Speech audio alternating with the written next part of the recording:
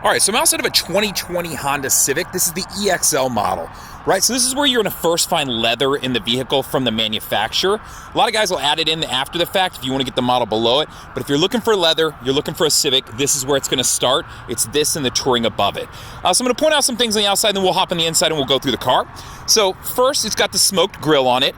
You've got LED daytime running lights and halogen beamed headlights. The car does come with fog lights, so you have those additionally too.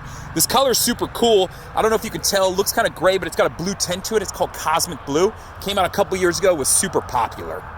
It's got a 17-inch alloy wheel on it, so it's the only wheel that comes on this version of the car. Your body side painted mirrors and of course your door handles. You'll notice it does have keyless entry, so you can see I can lock the doors from right there, throw my hand in if I got the key in my pocket, and then it'll pop open for me. So it does have keyless entry, along with remote start, which I'll go over here in a second. The gas cap is kind of cool. It's set up to the door locks, where if I have the doors unlocked, I can walk up, press this, and it pops open. If I close that, lock my doors, it stays locked. So kind of nice when you're getting out, you don't have to mess with getting a little pull tab inside the vehicle. So back of the car, it's a classic look. It's got a deck lid spoiler on it, your standard chrome setup, and then your tail light setup. So nothing, out of the ordinary that you would see here in comparison to other trim levels. So let's go ahead and pop the trunk and show you a couple things in here. So back of the trunk, you've got a 60-40 split down in there, so you can fold down one side or the other. You've got carpet floor mats, which you can see are sitting in the trunk right now, and then your spare with all your accessories right here. So you've got your jack, your spare, and everything like that. Your spare is full diameter, meaning it's full height, just not full width. So it's not a donut, it's gonna be a little bit bigger. Now, remote start. Let's talk about the key here real quick. I'll show you. To use remote start, you're always gonna press the lock button first because the doors need to be locked on the car, and then you'll press and hold the remote start button. That'll fire up the car and get it running for you. It'll run for 10 minutes unless you press that same sequence again, and then it'll run for 20 minutes. It'll kick on the AC or the heat depending on what the outside temperature is, so it's just kind of nice. You can get the car heated up in these cool months, and then in the summer you can get it cooled off. So let me unlock it and we'll check out some stuff in the car. All right, so this has the gray interior for the vehicle. So I don't know if you can see it that well, but I'll turn on the interior lights here in a moment. It's a light gray. It's in this neoprene, it's on this leather material. So it's kind of nice if you're worried about stain spills, you got a dog with dog hair or kiddos, this is a great vehicle to be inside of. You've got the fold down as far as, what I call normal new car stuff. And then your vanity light back here and your door handles and your pull handles in case you need them. I have the seat all the way back and I'm 6 foot and I can fit behind myself. So if you needed to take a trip, you'd be just fine. If you were gonna be traveling for like 17, 18 hours, maybe this isn't the car you wanna do it in, but if I'm cruising around town, picking up friends, going out to eat, stuff like that, you'd be perfectly okay in this car. So, in the front of the vehicle, I'll point out first that it is a powered seat. So your controls are right here, as far as sending it back and forth, lifting up your legs, as far as that goes. If you wanna take the whole seat up, lift the whole button, it'll take everything up. And then you've got your back here as far as raising and lowering the back. So yeah, better view here. Now you can see the leather a little bit better, so you can see the racing stripe that it runs down the middle with the gray interior, and then the I guess it's like a tan or a white as far as the stitching goes. So let's hop in the car and show you a couple things. So all right. So the first thing you can see is it has a digital display. Because I remote started the car, you'll notice that the touchscreen isn't on, but the car itself is running. Now, to fully turn the rest of the car on, put my foot on the brake and just tap the start button, and it'll crank on the rest of the car. So that way the rest of the electronics can come on. So let's point out a couple things here. So over on the left side of the dash, what do we got over here? Got some buttons to show you. So let's move into a space where we can see a little bit better. So we can show you these features. All right, I think might be about there. I made that worse. All right, so there we go. All right, so there's 3 buttons over here that I'm gonna point out. First one is your road departure mitigation. So if you're starting to drive off the shoulder of the road, it can give you an audible alert, and it can actually shake the wheel to be like, wake up, hey, pay attention. So you're driving off the side of the road. This is different from lane keep assist, which I'll go over here momentarily. The next one above that is your forward collision warning and braking system. So collision mitigation braking is what it's called. It's always on and running unless you press and hold, and then it turns off and you'll get an alert up here that it's turned off. So it takes a couple seconds. You're not gonna accidentally bump this one and turn it off. So it's how that function works. And then next to that, if you can see it, is your, this works with your traction control. There's really no reason to mess with that. It's vehicle stability assist. There's just not a reason you'd need to mess with that unless you were like stuck in the mud and you wanted to spin your tires, right? So that's what's going on from that standpoint. All right, so over on the left side, I'll point out just some general functions. You know, you've got your window controls, your auto up down as far as your driver and passenger side, your window locks, your door locks, and then of course your mirror controls left and right in the pad, so you can adjust that. So pretty self-explanatory there. Oh, let's open up the door and show you a couple things here. So down here you can see that you do have your hood release, and then your trunk release is right here, along with your trunk release is also on your key fob. So you have two different ways to activate that. Up here, so you've got a digital display right here. You can see that it's displaying that the door is open right now, but I can toggle through some different screens. Whether I want, you know, tripometer information, I want to jump over, you know, to engine-related functioning. I can jump over one more. This is going to be my maintenance functions. So as far as letting me know what my oil life is, when you get down to 15% oil life, it's going to give you a audible alert, and then it'll throw a warning sign up there, just like you're seeing right now with the door open. And what it's going to tell you is, of course, that you're down at 15%, but it's also going to let you know a code. So it's going to give you A1, A2, or B1 or B2. Honda's been doing this for years, but just a lot of people don't know about it. It's kind of nice because you can either Google it or you can look it up in your manual, and it'll tell you exactly what they're going to recommend to you when you go into the dealership. So that way, when you get there, you don't have to feel like you're being upsold or anything like that. You're going to know pretty much exactly what they're going to tell you. So it's just kind of nice because if you don't know much about cars, it's a little bit more comforting to be going into a situation where you have an idea for what you're kind of up against. Other than that, I would tell you, just make sure you go to an ethical dealership that you trust. And of course, they'll take care of you anyways. So that is what that button is. Let's jump over another one. This is going to pull up my audio. So the audio is turned off currently. So let's turn that on. Perfect. So you can see it pulled up a station there. You can see it gave the call sign. It also gave the image. So you've got like a, I don't know what that is. It's probably about a little bit bigger than 100 by 100 if you were going like pixels, but easy to see. I can toggle between my favorites, which is kind of cool, and I'm doing that off the pad right here. So it'll jump around to my different stations that I have saved, which I don't know if anything is saved to this thing. I'm just kind of toggling through, but this way you can get an idea. So Case 101, another country station here in Austin, Texas. So just so you can see how that works. Jumping over to Bluetooth, if you were connected up, this will give you some different options. And then finally, if you want to switch between miles per hour or kilometers, this gives you that option. So different things that you can access right here. So just so we know how to do those items. So that's how that works. All right, so over here, I'm just gonna point out a couple things. I was toggling with the left and the right to initially pull our screen up. You can press this I button right here. If you keep pressing it, it'll toggle through also. So you can do it a couple different ways. Your volume controls are right here, so pretty easy to understand. And then your Bluetooth controls to answer a call, to hang up a call or go back in a screen. And then your voice command button, which will work with, functions in the car. And then if you're using Apple CarPlay or Android Auto, this also allows you the ability to use those voice commands. So, Siri, call so-and-so. Siri, send a text to this person. Siri, play this on Spotify. That sort of thing is what this button can be used for also. On the right side of the steering wheel is where you're going to find some of the Honda sensing features. So chances are you may have seen a commercial about Honda sensing and some of the safety features that the car offers. So the couple that I mentioned earlier was the road departure mitigation, your forward collision braking system. And then jumping over here, you have lane keep assist. So if I press this button, well, first let me talk. You have to press the main button, and when you do, you're going to see ACC and LKS come on. So that's what's up there flashing at me right now, just so you can see what it is. Once that's on, I'm going to press this button right here. When I press that, you're going to see some dotted lines appear.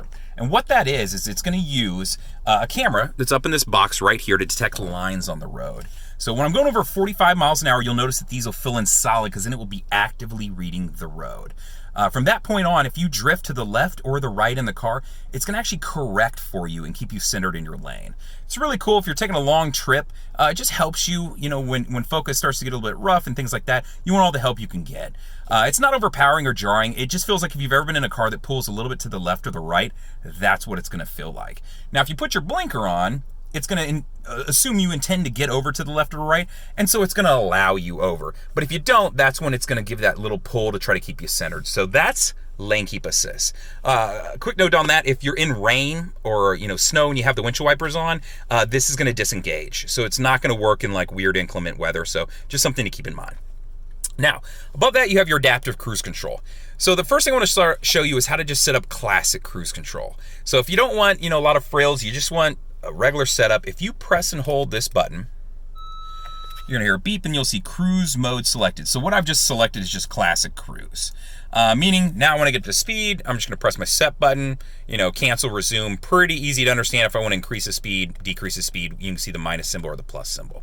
Now, if you wanna use adaptive cruise control. So what adaptive cruise control is if I set my speed, and let's say somebody gets in front of me and they slow down to 55 when we were all going 65, it'll keep a designated amount of space that I pick and slow down, and then when I get out from behind them, it'll take me back up to my speed. So it's using that camera that I showed you just a second ago, and it's actually using a radar down in the grill, which you can actually see on these Accords right below the license plate. So I don't know if you can see it there, but you can see one right there. So that's on an Accord, same thing in the Civic.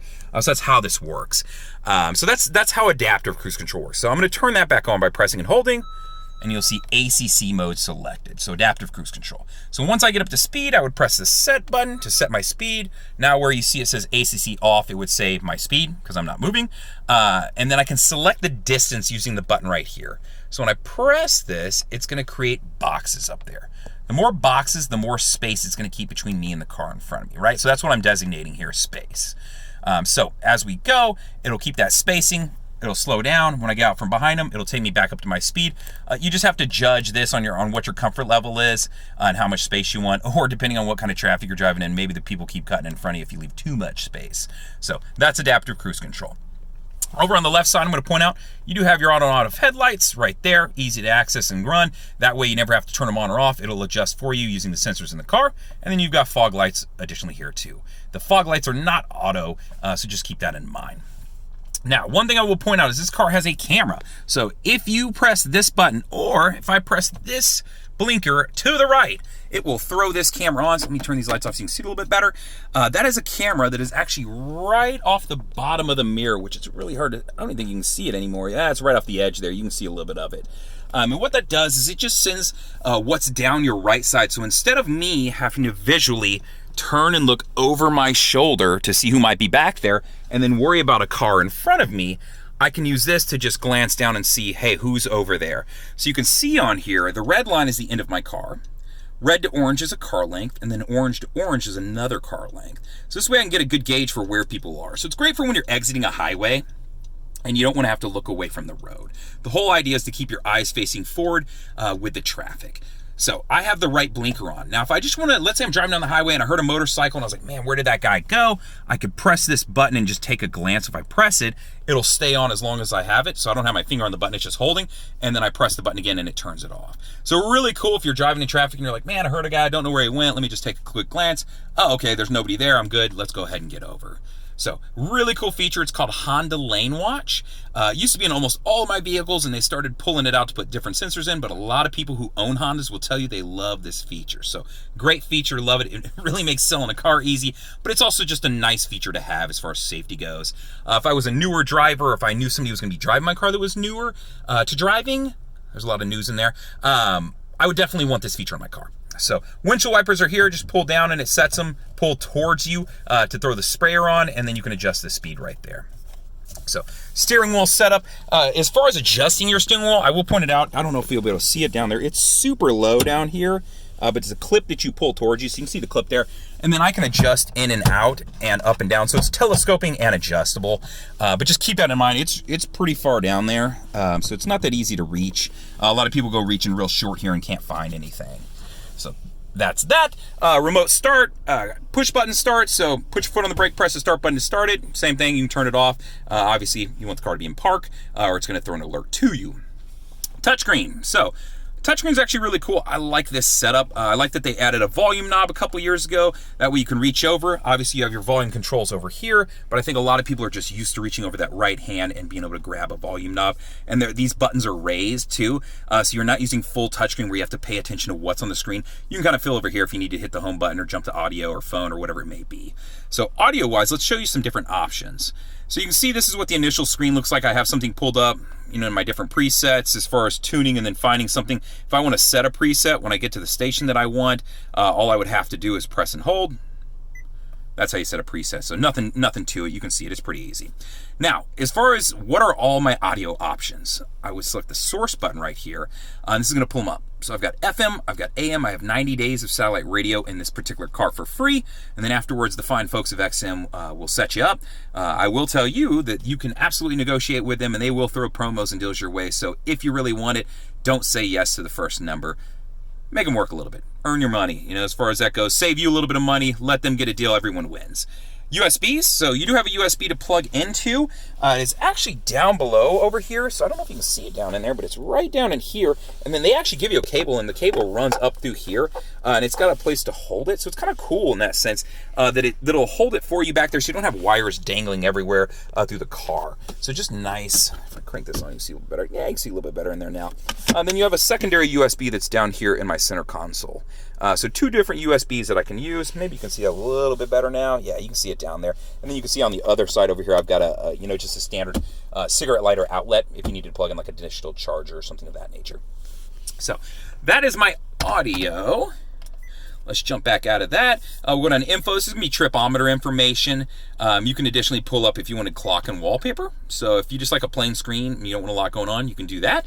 If you go to clock and wallpaper settings, you can load an image to here. Now you need to do it from a thumb drive. You can't do it from plugging your phone in, so keep that in mind.